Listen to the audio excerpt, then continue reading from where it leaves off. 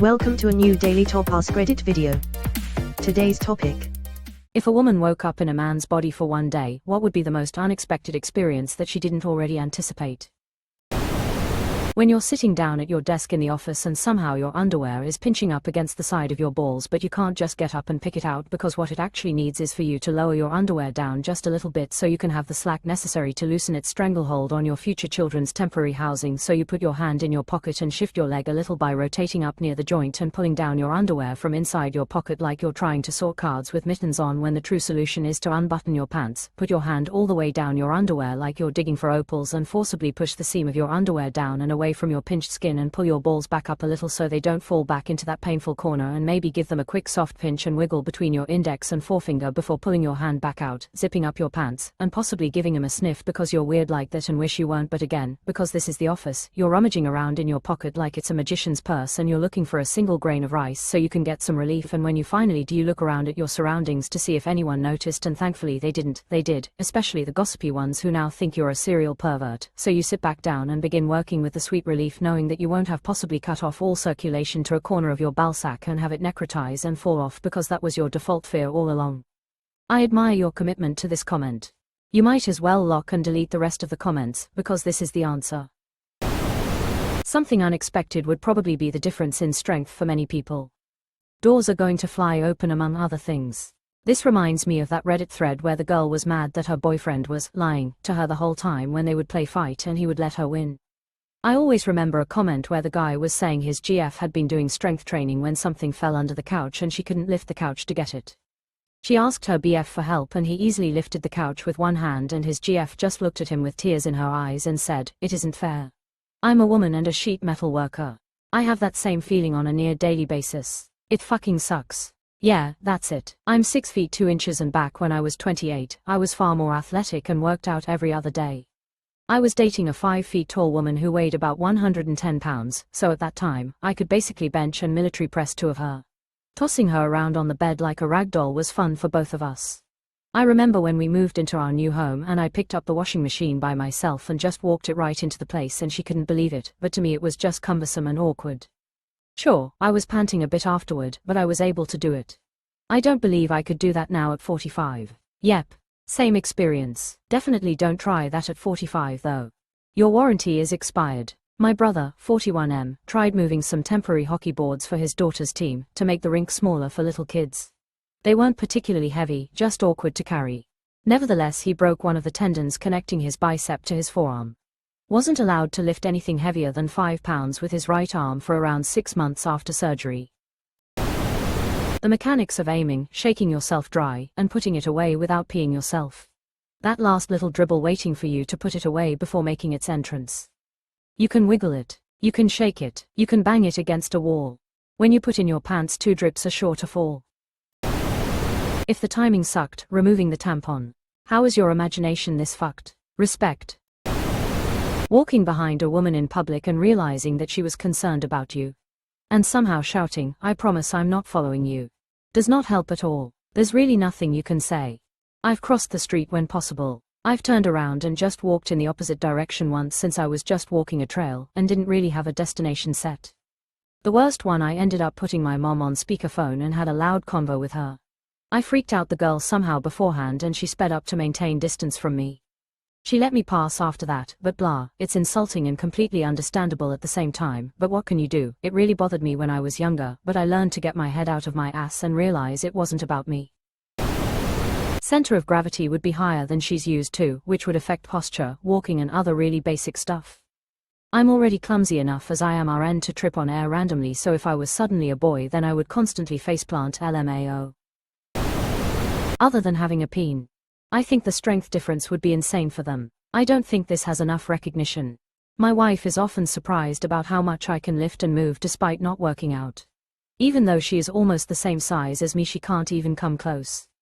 My wife and I had a moment like this last week moving a 2-piece china cabinet.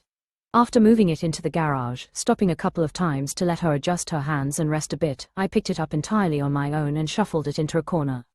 That's not fair. How can you just do that? IDK dude, biology has determined that I am basically a tractor with feelings.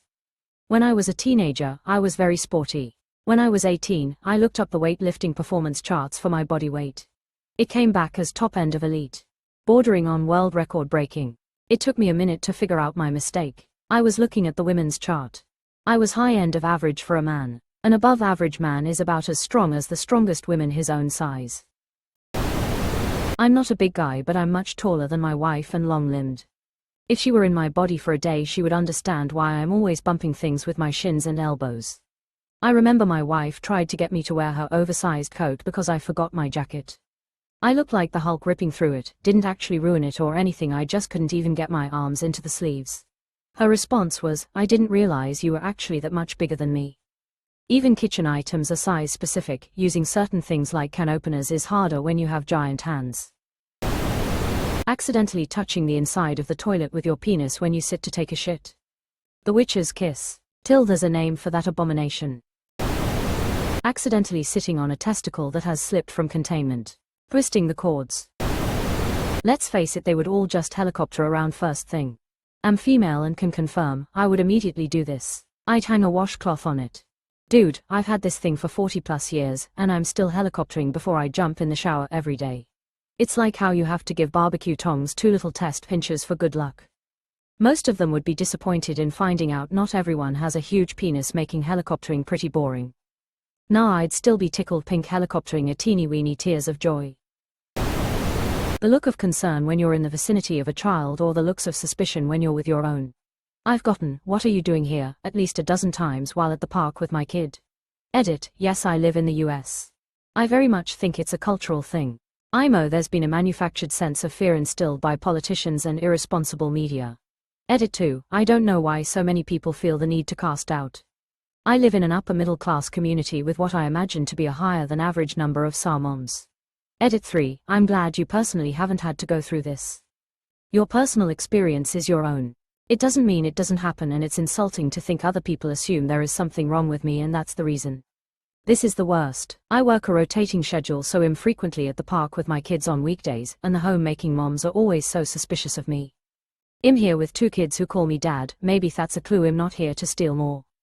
Dad of 2 girls here, 8 and 13. This used to really bother me.